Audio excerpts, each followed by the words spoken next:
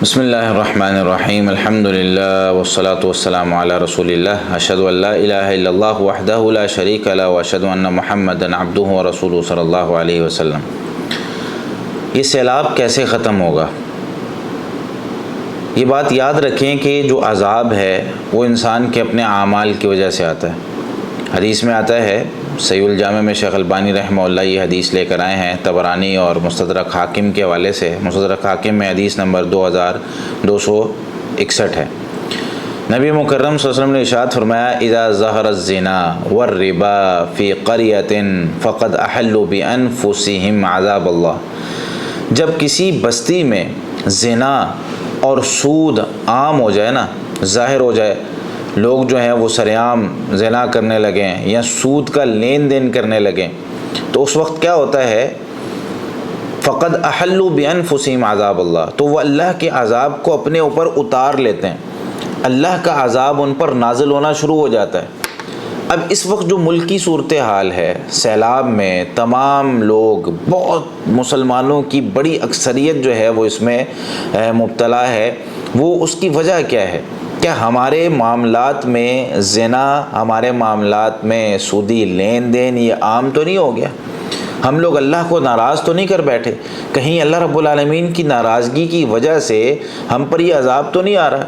اور یہ بات یاد رکھیں کہ جو شخص سود لیتا اور دیتا ہے جب اجتماعیت میں، اور یہ عام ہونا شروع ہو جاتا ہے اور اس کو کوئی سمجھتا ہی نہیں ہے کہ یار اس وقت کی مجبوری ہے، ٹھیک ہے ہم نے لینا ہے، اور وہ سود کے بغیر جی معاملات چلتے نہیں ہیں، تو پھر اللہ رب العالمین نے جو دنیا پیدا کی ہے اور اس میں اعلان کر دیا ہے کہ بھائی جو اللہ کے ساتھ جو ہے وہ اللہ تعالیٰ کے حکم کی پاسداری نہیں نہ کرتا، تو اس کے ساتھ پھر اللہ تعالیٰ اعلان جنگ کرے گا۔ کیا آتا ہے سورہ بقرہ کی آیت 278 اور 79 میں، یا ایھا الذین آمنوا اتقوا اللہ، اے ایمان والو اللہ سے ڈر جاؤ، وذروا ما بقی من الربا، اب جو سود باقی ہے نا اس کو چھوڑ دو، پہلے جو تم نے لین دین کر لیا ٹھیک ہے، اس سے پہلے تم پر مواخذہ نہیں ہوگا، ان کنتم مؤمنین، اگر تم مومن ہو، یعنی اب تم کیونکہ مومن ہو تو تمہارے ایمان کی کیفیت اور تمہاری ایمانی حالت اس چیز کا تقاضا کرتی ہے کہ اب تم نے سود لینا اور دینا نہیں ہے، اب چھوڑ دو، اس کو معاف کر دو۔ ہاں اگر تم نہیں نہ کرتے، فَإِن لَّمْ تَفْعَلُوا فَأْذَنُوا بِحَرْبٍ مِّنَ اللَّهِ وَرَسُولِهِ، اگر تم ایسا نہیں کرو گے تو اللہ اور اس کے رسول کے ساتھ پھر جنگ کے لیے تیار ہو جاؤ۔ تفسیر طبری کے اندر سیدنا عبداللہ بن عباس رضی اللہ تعالیٰ عنہ کا یہ قول موجود ہے۔ اس کی تفسیر میں فرماتے ہیں، قیامت کے دن ان لوگوں کے ہاتھوں میں اسلحہ دیا جائے گا، کہا جائے گا، اللہ تعالیٰ فرمائیں گے آؤ ذرا، دنیا کے اندر میں نے تمہیں کہا تھا نا آؤ ذرا جنگ کرو، ابھی کھڑے ہو سامنے۔ کون ہے جو اللہ تعالیٰ کے سامنے کھڑے ہونے کی، کون ہے جو اللہ تعالیٰ کے سامنے اسلحہ پکڑنے کی بھی طاقت رکھتا ہے؟ لیکن اللہ تعالیٰ نے یہ بات ذکر کی ہے، اللہ تعالیٰ نے قرآن کریم میں یہ حکم فرمایا ہے، تو بھائی جب ہم نہیں کر رہے تو حدیث کے مطابق کیا ہے؟ جب ربا اور سود عام ہو جائے گا، فقد احلوا بانفسہم عذاب اللہ، تو اپنے اوپر انہوں نے خود اللہ کے عذاب کو اتارا ہے۔ اب یہ کوئی مطلب ایسی چیز نہیں ہے کہ جس کو جو غیر واضح ہو اور جس میں ہم یہ کہیں کہ بھائی اب ہمیں جو ہے وہ اس طرح کے معاملات میں ٹھیک ہے کر لیں گے، بھائی معافی مانگیں، ڈٹے نہیں، پتہ چل گیا ہے کہ بھئی یہ غلطی ہے تو اس سے پیچھے ہٹیں، اب سودی لین دین ختم کرنا ہے۔ اب جن کو قرضے دیے ہوئے ہیں جتنے، ہاں ٹھیک ہے قرضہ دینا بہت بڑا ایک اجر ہے، لیکن قرضہ دے کر ہم کس چیز کے اضافی پیسے لے رہے ہیں؟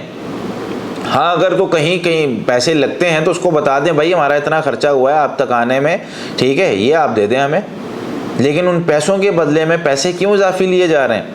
کیوں جو ہے وہ لوگوں کو جو ہے وہ سود میں پھنسایا جا رہا ہے؟ تو میرے بھائی اللہ رب العالمین کے ساتھ مسلمانوں کے لیے، مسلمان جب ایسا کرتے ہیں تو اعلان جنگ ہوتا ہے، اور دنیا کے اندر جو عذاب ہوتا ہے نا، خاص طور پہ یہ پانی کا عذاب، اللہ تعالیٰ کی جتنی بھی یہ ساری چیزیں ہیں نا، ہوا ہو چاہے وہ پانی ہو چاہے کوئی اور مخلوق ہے، یہ ساری اللہ تعالیٰ کے تابع اور اللہ تعالیٰ کا حکم مانتی ہیں، اور اللہ تعالیٰ نے آج نہیں بلکہ اس سے پہلے بھی کئی دفعہ پانی کے ذریعے لوگوں کو ہلاک کیا ہے۔ نوح علیہ السلام کا پورا قصہ پڑھیں نا ذرا آپ، کیسے انہوں نے اپنی قوم کو دعوت دی، سمجھایا، نہیں مانے، آخر میں جا کے پھر جو ہے وہ اللہ تعالیٰ نے پانی کا عذاب ان پر بھیجا۔ کتنا پانی، آسمانوں سے پانی، زمین سے پانی، تندوروں سے پانی، ٹھیک ہے کہاں کہاں سے پانی نہیں نکلا، ہر جگہ پانی پانی۔ اب وہاں پر مشرک جو لوگ ہوتے ہیں نا، آج بھی بڑے لوگ کہہ رہے ہیں جی حکومت یہ کر دے، حکومت ہمارے گھر بنا دے، حکومت فلاں، ٹھیک ہے بہت ساری ضرورتیں ہیں، اصل وجہ کی طرف تو ہم آئے نا۔ اصل وجہ کیا ہے کہ اللہ رب العالمین کو اسباب کی ضرورت نہیں ہوتی، بھائی ہم اللہ تعالیٰ کی طرف رجوع کیوں نہیں کر رہے؟ مسجدیں ابھی عذاب آیا ہے، 70-75% پاکستان ڈوبا ہوا ہے اس وقت، کتنے لوگ ایسے ہیں جو اب جو ہے انہوں نے نمازیں پڑھنی شروع کر دی ہیں، مسجدیں ہماری تب بھی خالی ہیں، کتنے لوگ ایسے ہیں جنہوں نے توبہ کرنی شروع کر دی، کتنے لوگ ایسے ہیں جنہوں نے اللہ کی طرف رجوع کر لیا ہے، اب بھی ہمارے معاملات ویسے کے ویسے ہیں، دل پتھر کے ہو چکے ہیں، بدلے نہیں ہیں، جسم پتھر کے ہو چکے ہیں، بدلے نہیں ہیں، کوئی فرق نہیں پڑ رہا۔ تو اللہ رب العالمین نے نوح علیہ السلام کا جو واقعہ ذکر کیا اس میں بڑی عبرتیں اور بڑے جو ہے نا ہمارے لیے سبق ہیں۔ مشرک جو لوگ ہوتے ہیں نا وہ اسباب پر جو ہے وہ اسباب دیکھتے ہیں کہ یار ہاں یہ کر لیا ہے، مضبوط گھر بنا لیا، اب یہاں پہ جو ہے نا معاملہ ٹھیک ہے، اب کوئی مسئلہ نہیں ہوگا۔ تو یہی بات نوح علیہ السلام کے بیٹے نے کہی۔ نوح علیہ السلام نے کہا آ جاؤ کشتی میں، اللہ تعالیٰ بچا لے گا۔ کہنے لگا، نوح علیہ السلام نے فرمایا یا بنی ارکب معنا، اے میرے بیٹے آ جاؤ ہمارے ساتھ سوار ہو جاؤ، ولا تکن مع الکافرین، کافروں کے ساتھ نہ ہو جانا۔ تو کہنے لگا قال سآوی الی جبل یعصمنی من الماء، کہا کہ میں تو یہ بڑا پہاڑ نظر آ رہا ہے نا، اس پہاڑ کے اوپر چڑھ جاؤں گا، یہاں پانی نہیں پہنچے گا۔ اللہ تعالیٰ کا عذاب، اس نے کبھی ایسا کوئی عذاب ہے ایسی چیز دیکھی نہیں ہے نا۔ انسان ہے وہ اپنے لحاظ سے سوچ رہا ہوتا ہے کہ یار کیسے ممکن ہے، یہاں پہ پانی کیسے آ سکتا ہے، میرا گھر تو اب شہر میں آ چکا ہے، میرا گھر تو بڑی جگہ پہ آ چکا ہے، میرا گھر تو جو ہے وہ بڑا مضبوط بن چکا ہے، میں تو دوسری تیسری منزل پہ رہتا ہوں، میں تو 18ویں منزل پہ رہتا ہوں، میرے گھر پانی کیسے آ سکتا ہے، 18 منزل پہ پانی کیسے پہنچے گا؟ ٹھیک ہے، تو وہ یہی سوچ رہا ہے۔ قال سآوی الی جبل یعصمنی من الماء، کہتا جی اب پانی سے مجھے بچائے گا تو یہ پہاڑ بچائے گا، میں اس پر چڑھ جاؤں گا۔ تو فرمانے لگے قال لا عاصم اليوم من امر اللہ الا من رحم، اللہ کے حکم سے، اللہ کے فیصلے سے آج کوئی بچانے والا نہیں ہے، آج جس پر اللہ رحم کرے وہ بچے گا، باقی کوئی شخص بچ نہیں سکتا۔ وحال بینہم الموج، باتیں بھی چل رہی ہیں، درمیان میں موج آ گئی، درمیان میں لہر آ گئی، ٹھیک ہے، وہ لے کے ڈوب گئی، ختم ہو گیا، فکان من المغرقین، غرق ہو گیا، کشتی جو ہے وہ چلتی جا رہی ہے۔ تو یہ جب عذاب آیا، سارے لوگ ہلاک ہو گئے، اس میں نوح علیہ السلام اپنی قوم کو لے کر، جو باقی ماندہ کچھ لوگ تھے ان کو لے کر وہاں سے نکل گئے۔ اب وہ جو پانی ہے اس دنیا کے اندر، آسمان سے بھی اتر رہا ہے، زمین سے بھی نکل رہا ہے، اب یہ سارا پانی اس کو ختم کون کرے گا؟ سیلاب یہ ختم کیسے ہوگا؟ کیسے اس پانی کو اس دنیا کے اندر، بھائی ایک تو ہوتا ہے نا تھوڑے سے ایک حصے میں بارش ہوئی، دوسرا حصہ خشک ہے، بھائی لاؤ مشینیں لاؤ، موٹر لاؤ، ٹھیک ہے، کوئی اور چیز لے کر آؤ، ٹھیک ہے، ٹینک بھرو، ایک جگہ سے پانی دوسری جگہ منتقل کر دو۔ ایسے ہی ہوتا ہے نا شہروں میں، جب پانی زیادہ ہو جاتا ہے، بارشیں زیادہ ہو جاتی ہیں تو ٹینکر آتے ہیں، اس کو پانی کو بھرتے ہیں، دوسری جگہ لے جاتے ہیں، جہاں پر پانی کی ضرورت ہوتی ہے وہاں پر اس کو ڈال دیتے ہیں۔ اس وقت صورتحال کیا ہے بھائی؟ پانی نکالنا کہاں ہے؟ گھروں میں پانی زیادہ آتا ہے نا تو بندہ بھر کے اس کو باہر ڈال دیتا ہے کہ چلو یار اس کو سڑکوں پہ ڈال دو، گٹروں میں چلا جائے گا، کہیں اور ہر چیز تو بھر گئی ہے، گٹر اپنا پانی اگل رہے ہیں، ساری ندیاں نالے اپنے پانی اگل رہے ہیں، زمین اپنا پانی اگل رہی ہے، آسمان تھمنے کا نام ہی نہیں لے رہا۔ تو کیا معاملہ ہے؟ اب یہ پانی خشک کیسے ہوگا؟ یہ پانی خشک ہوگا اللہ کے حکم کے ساتھ، یہ پانی ختم ہوگا اللہ تعالیٰ کے حکم کے ساتھ۔ توبہ کریں اپنے معاملات کی، توبہ کریں سودی نظام سے، توبہ کریں اپنے جو ہے نا تمام گناہوں کی، جو بھی معاملات کرتے ہیں سریعام گناہ کرنا تو اللہ تعالیٰ کو بہت زیادہ ناپسند ہے، جتنے گناہ لوگوں کے سامنے کرتے ہیں سب کی توبہ کریں۔ اب دیکھیں اللہ تعالیٰ نے اس پانی کو خشک کیسے کیا۔ اللہ تعالیٰ نے فرمایا وقیل یا ارض ابلعی ماءکی ویا سماء اقلعی، کہا گیا اے زمین اپنے پانی کو نگل جا۔ بالا یبلع کا معنی ہوتا ہے جب لقمہ کھا رہا ہوتا ہے نا بندہ تو اس کو چبا کے ایک دم نگل لیتا ہے، تو زمین کو کہا گیا اپنا پانی یکدم نگل جا، سارا پانی اندر لے جا۔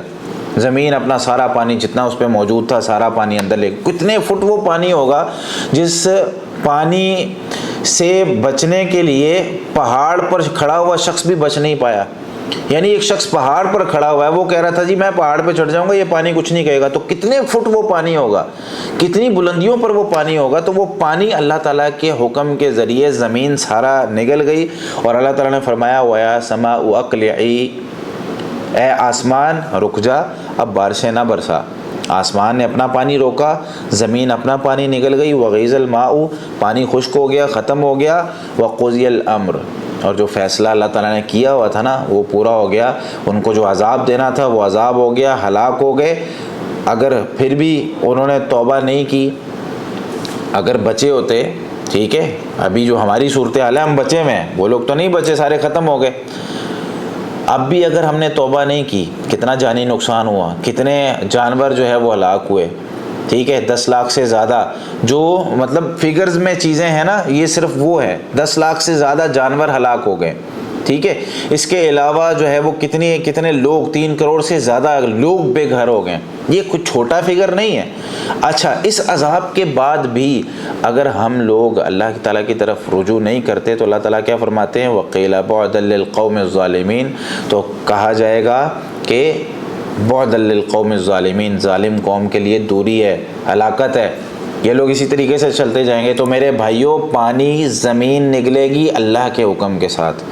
پانی جو ہے نا یہ اللہ کے حکم کے ساتھ ہی خشک ہونا ہے، اس کو کوئی دوسری چیز نہیں خشک کر سکتی. لیکن ضروری ہے کہ توبہ کریں، ضروری ہے کہ اللہ کی طرف رجوع کیا جائے، ضروری ہے کہ اس سے معافیاں مانگی جائیں، اور اللہ کا تعارف، اللہ کو پہچانیں کون ہے وہ رب. یہ کچھ چھوٹی چیز نہیں ہے کہ اتنے فٹ پانی، 10 15 فٹ پانی بہا کے لے گیا سب کچھ. بڑے مضبوطی کے ساتھ ہم نے سریے ڈال کے، لینٹر ڈال کے، ٹھیک ہے، اور بڑے بیسمنٹ بنا کے اور بڑی مضبوطی کے ساتھ اپنی بلڈنگیں کھڑی کی تھی. کہاں گئی ساری؟ تو میرے بھائی توبہ کریں، رجوع کریں، اور پانی کو ختم کرنا ہے، سیلاب کے پانی کو ختم کرنا ہے، نقصان کو پورا کرنا ہے. اللہ کے سوا کوئی ذات